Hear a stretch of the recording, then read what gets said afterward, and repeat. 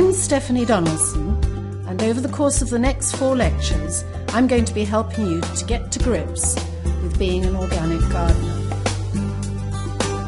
Over the 4-week course, I will be presenting a series of lectures that will help you understand both the big issues, in other words, the philosophy behind organic gardening, and the practicalities, in other words, how to do it. I will guide you through the steps you can take to adopt a chemical-free, sustainable and benevolent way of caring for your garden that will be good for your health and that of the environment while keeping your garden looking great. Lecture 1: The Philosophy and Origins of Organic Gardening.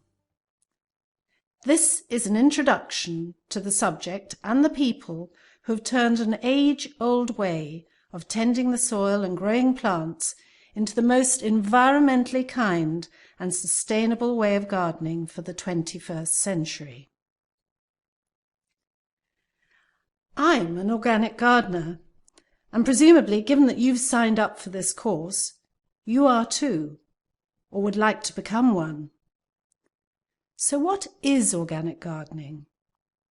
At its simplest, it is cultivating the soil and growing plants without the use of chemical fertilizers, pesticides, or fungicides.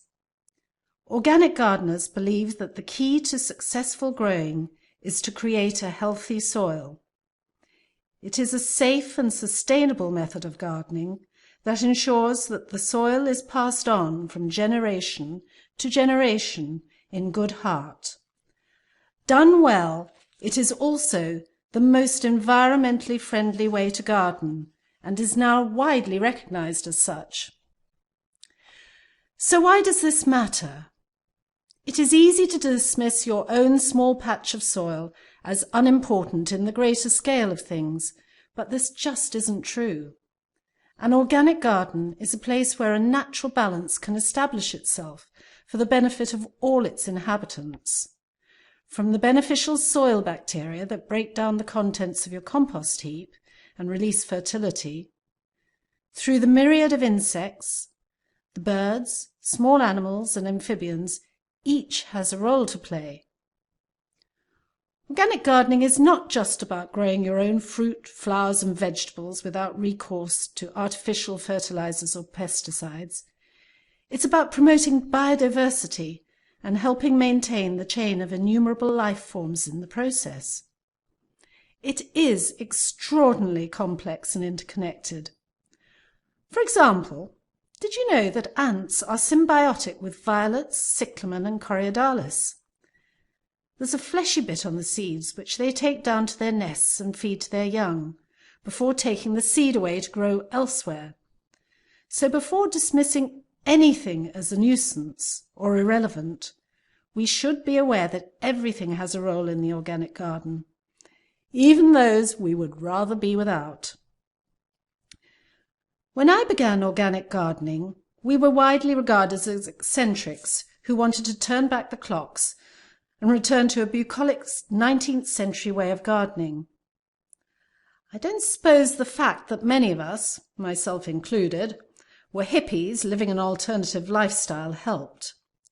But we had all read Rachel Carson's book Silent Spring, and we were frightened by her description of the damage being caused by the widespread use of pesticides. Although she was writing about American agriculture in the 1960s, it was clear to us that what she revealed had far wider implications.